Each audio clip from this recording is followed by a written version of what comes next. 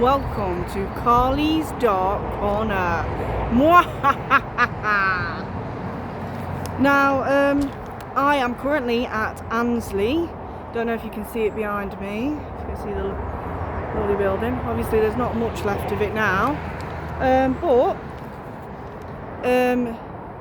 it is said, from what I can find out, that a lady called Mary Chatsworth actually lived here, and she was one of the lovers of Lord Byron. So I thought I'd do a bit of a Lord Byron inspired story. Obviously this is all made up, so yeah, I hope you enjoy. A man quite promiscuous lived in these halls. His maids would take turns spending the night in his bed. He never employed men, he was never interested in them. The women flocked to his wealth and power. He promised many gold and a life they could never imagine in their wildest dreams.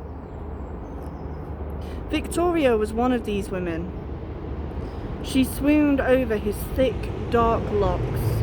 His name, George, would roll on her tongue. His beautiful words singing in her ears.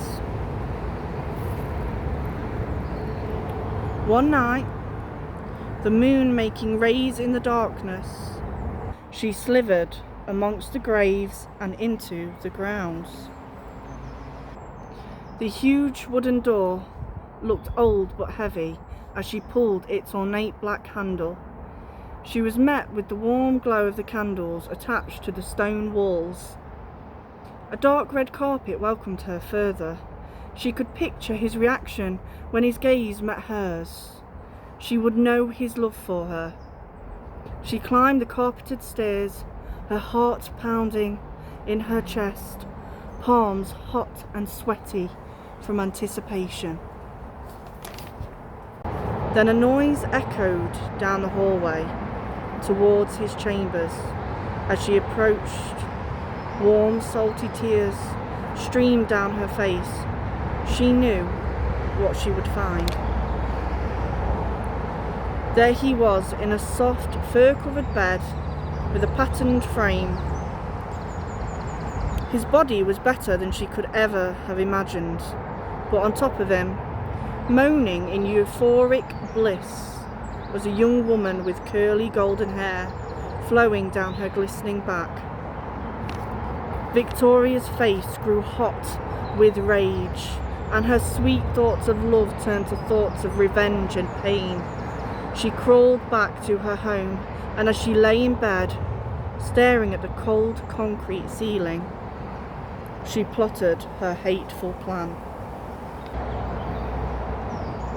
She visited George Byron once more, and using her charm and the little love she had for him, requested to work for him.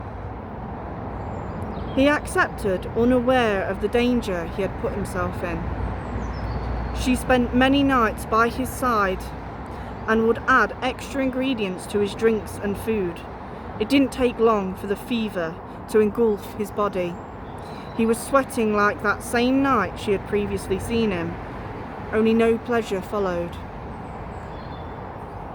He would toss and turn most nights, aching and struggling to find comfort. The next night would be his last. She stood by his bedside and watched his pale face, shivering with fever and agony. She kissed his cold grey lips and stroked his now wet and greasy hair as his grip on life and love slowly slipped away. Thank you for listening, and I hope you enjoyed that Lord Byron inspired story. Bye!